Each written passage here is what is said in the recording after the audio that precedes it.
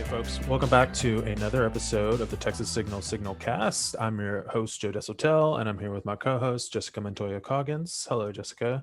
Hey, Joe. And Welcome we're, back. I know, I was just thinking about that. It's like, okay, well, I'm back now. Yeah, It's I okay. mean, Nothing really happened while you were gone.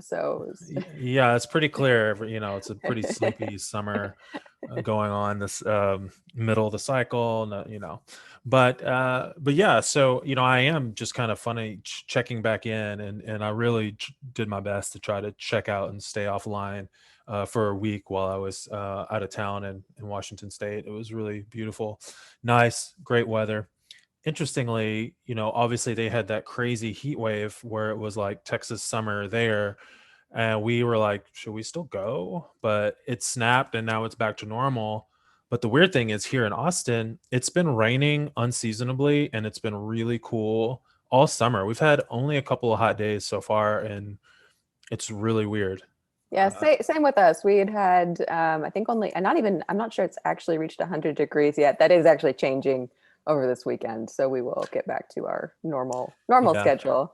But we'll have to chat offline about Seattle. I was looking to visit there too. Yeah. And then when the day I got back, another colleague said, hey, going offline, I'll be out of office. We're headed to Seattle. I'm like, okay. So It's a yeah, popular destination right now. it really is. And I think this is partially because it's the great time of the year to go. But yeah, anyway, so yeah, things were continuing to happen.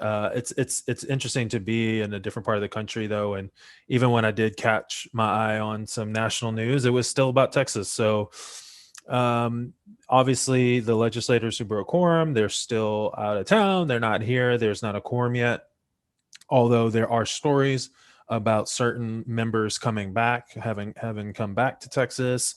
We're this is all just like evolving news, but what we're understanding is that they're they claim that they're negotiating with the Republicans to I guess have a better bad bill, or I don't know what exactly, but they're both breaking the quorum and not breaking the quorum.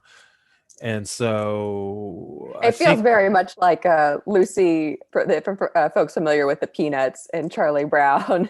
It feels like Lucy in the football, where every time Charlie Brown thinks he's going to kick the football, she just takes it away, and yeah, that's always with the Republicans, especially in Texas, yeah, negotiating with them.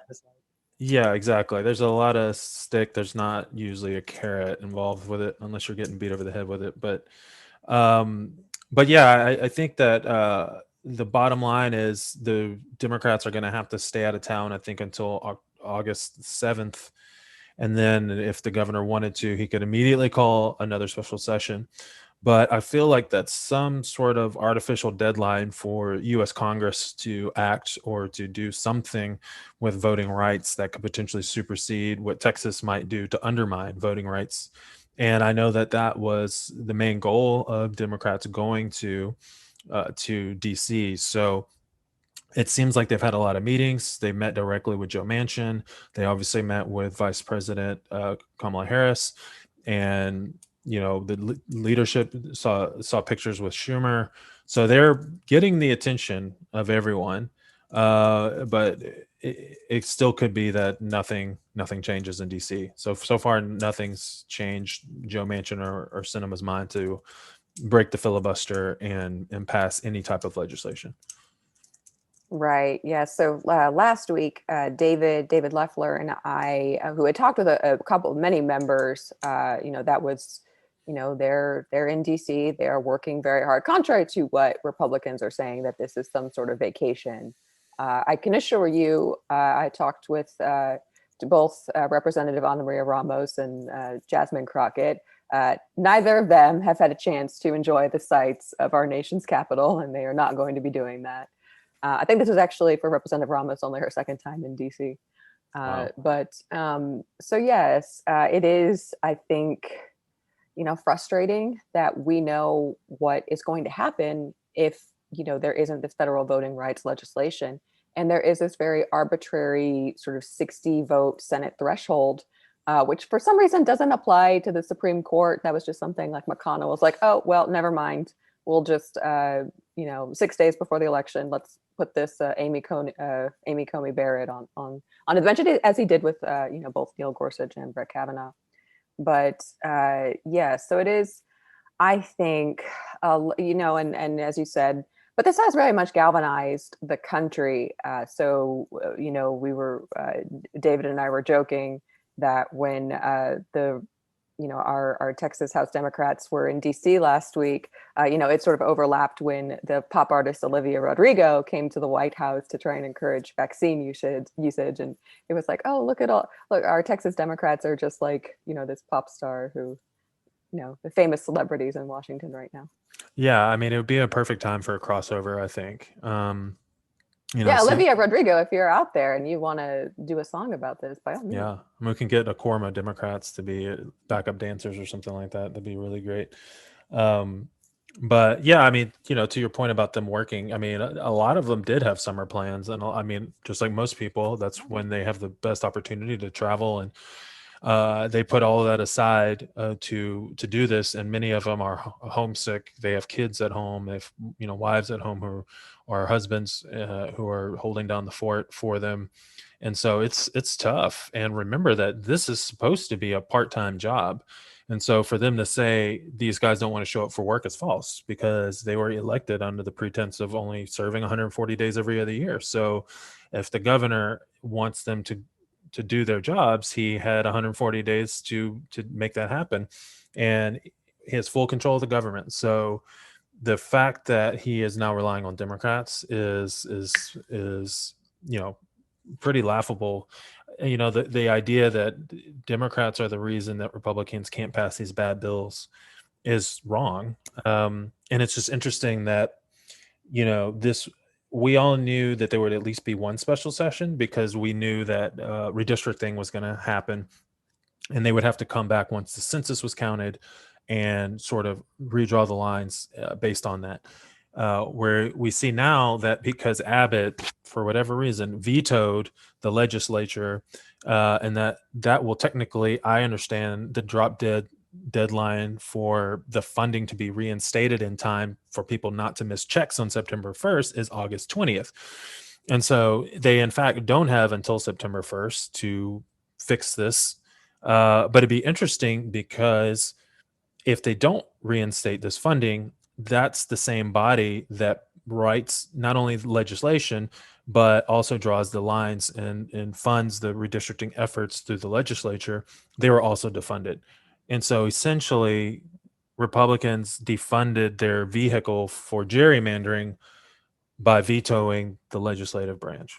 Well, this isn't even the first time that Abbott has messed up our census, because for folks that don't remember, Abbott pretty much went out of his way to do nothing to accommodate the census, which was going to be delayed due to the COVID-19 pandemic. And many folks were thinking we were actually going to get three new congressional seats. We ended up only getting 2. And so this is actually, he has very much messed up this entire census. And if he ends up actually sort of sabotaging Republican redistricting efforts, that would be, I guess, as Alanis Morissette would say, just a little bit ironic.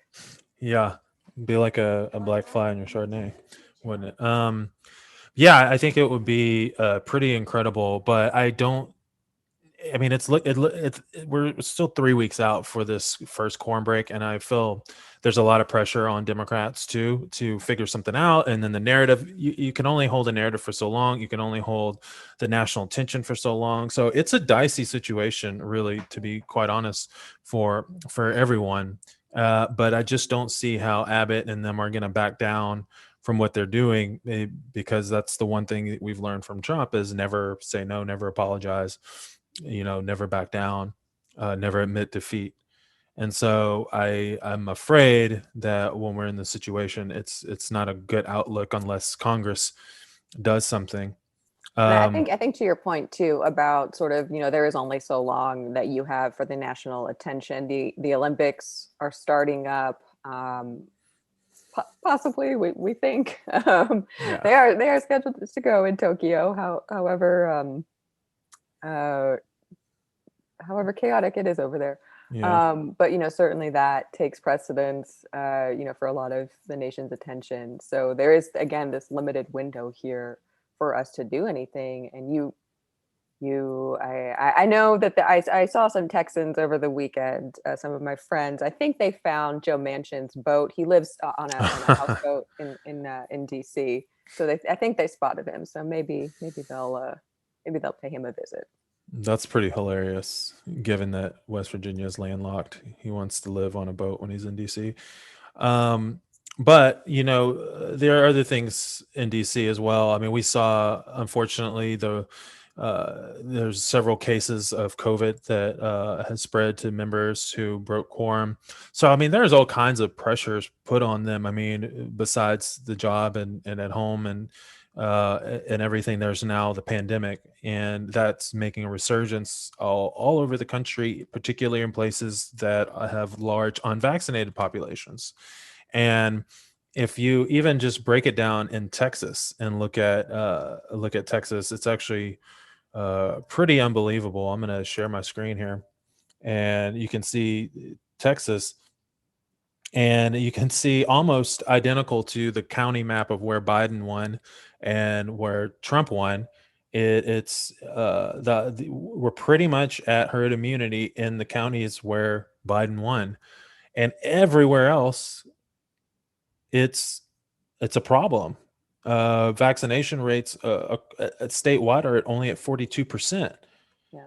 and you look at a place like Austin, and we're at 55% fully vaccinated. So yeah, I mean we've got a long way to go in the state. And the other interesting data point I saw about the vaccination and COVID was that of the COVID deaths that have happened in Texas, only 0.5% of them were people who are vaccinated.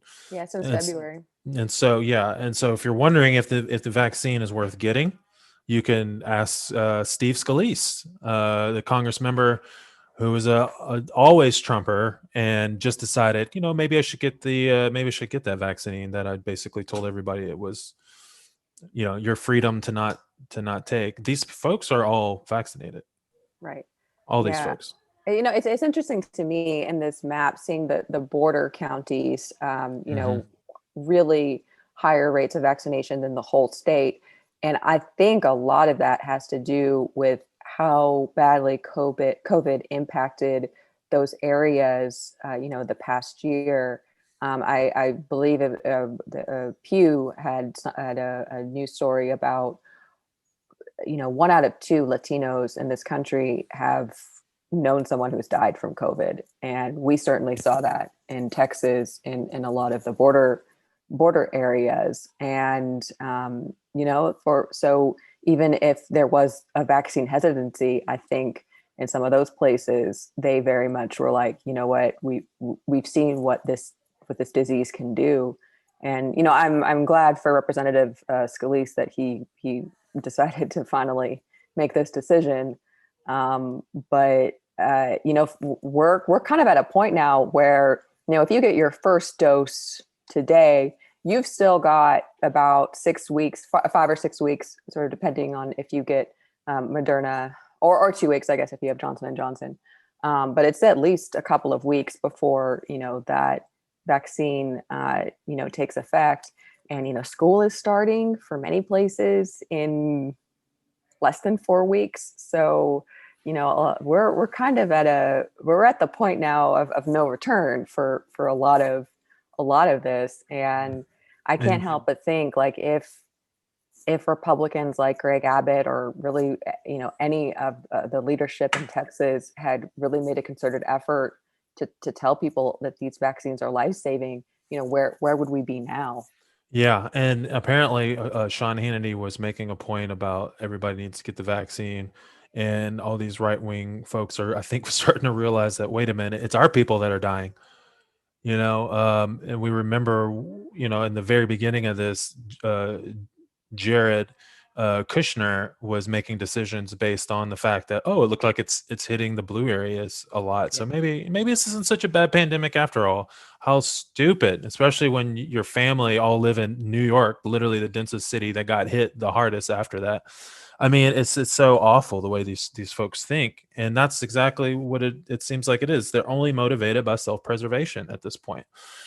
And it's good to know that there is something that'll do it, because I was starting to question even that. But yeah, again, all these folks are vaccinated, but the thing now is, as you mentioned, kids are going back to school, and Abbott has basically said publicly that he is not going to enforce or reinstate a mask mandate for schools or for anyone else for that matter. He's decided this is a freedom issue. You wear a mask if you want, you get a vaccine if you want, but businesses can't even require to see Schools that you've can't been guarantee vaccinated. schools can't Yeah. guarantee that either. So it's much further than freedom, because you could still have your freedom and show you could have your freedom to drive a car, but if somebody asks to see your license and you have to show them your license. So I think that this goes far beyond a philosophical issue about freedom.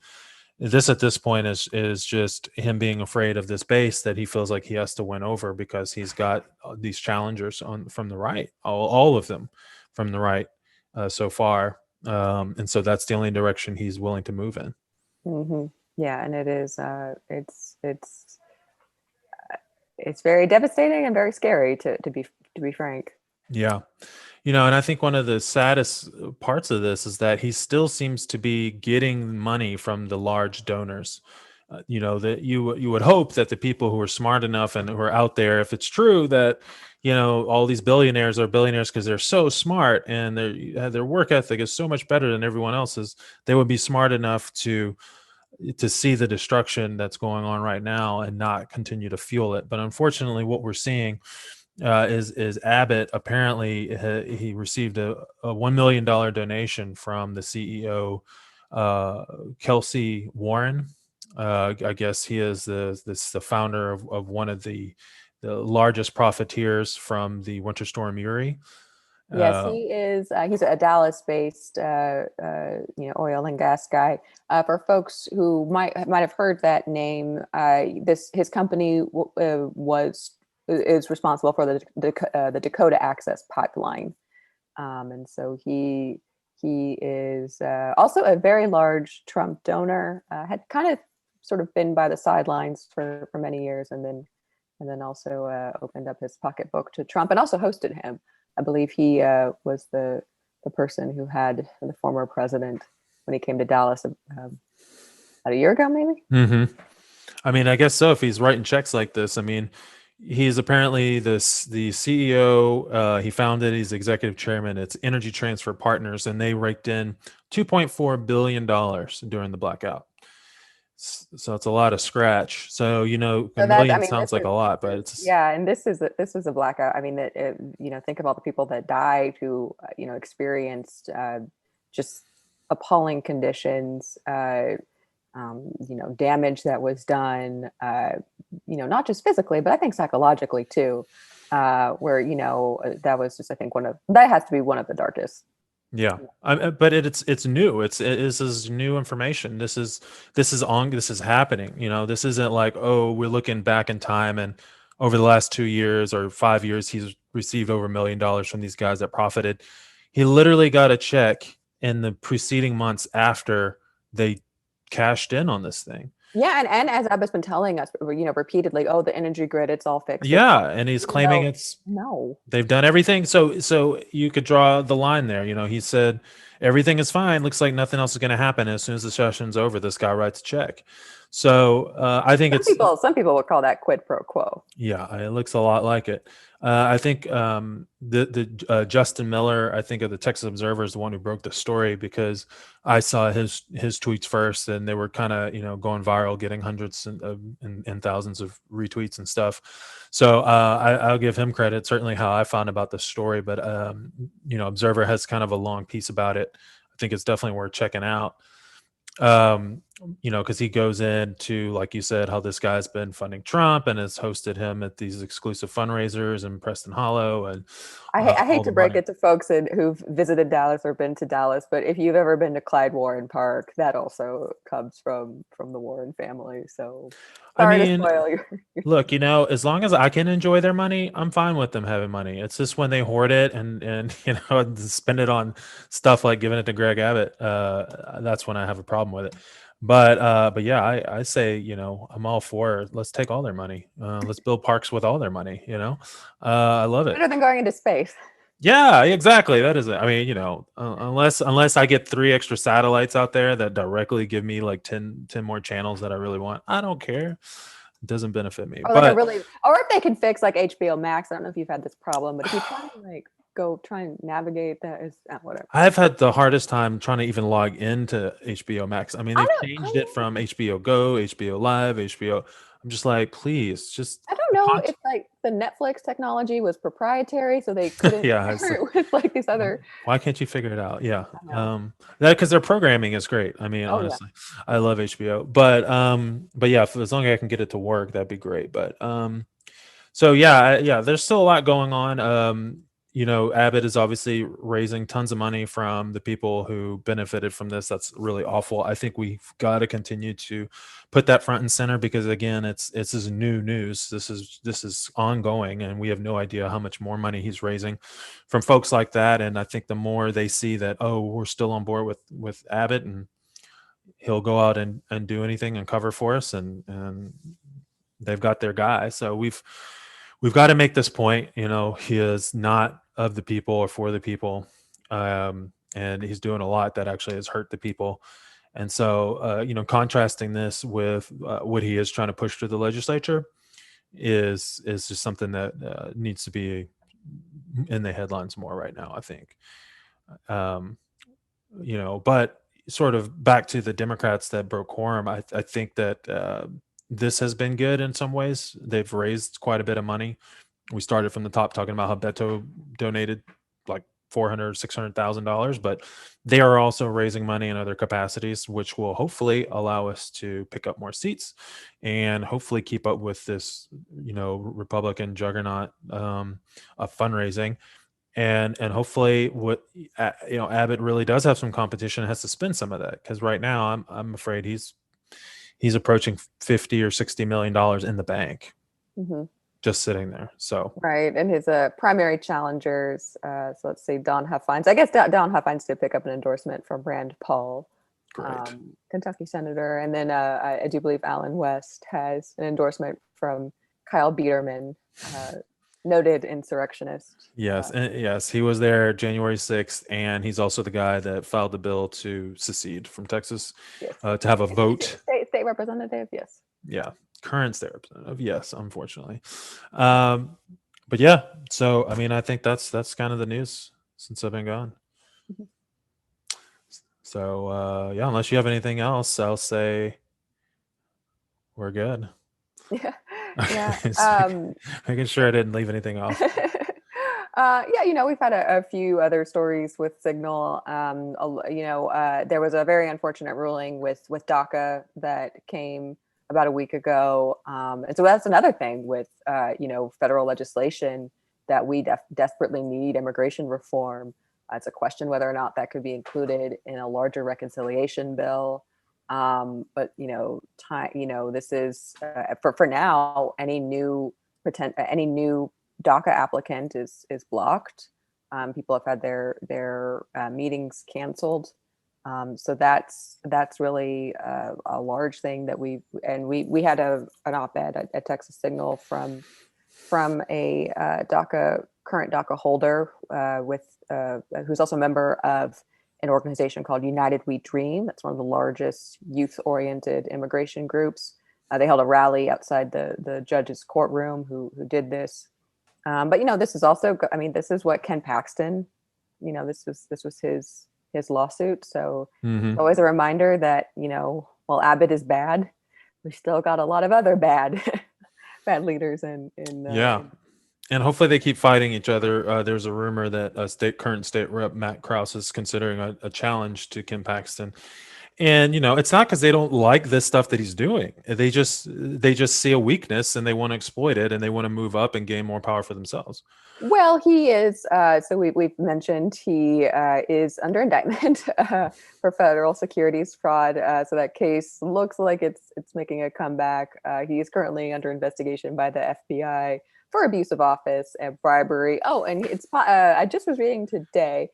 So I think we mentioned before that he's facing possible disbarment from the State Bar of Texas, but now actually 4 former presidents of the State Bar of Texas are have signed on to agree that he should be disbarred. Oh, good. Thank God. Well, I certainly hope that's the case. That would be, if nothing else, embarrassing.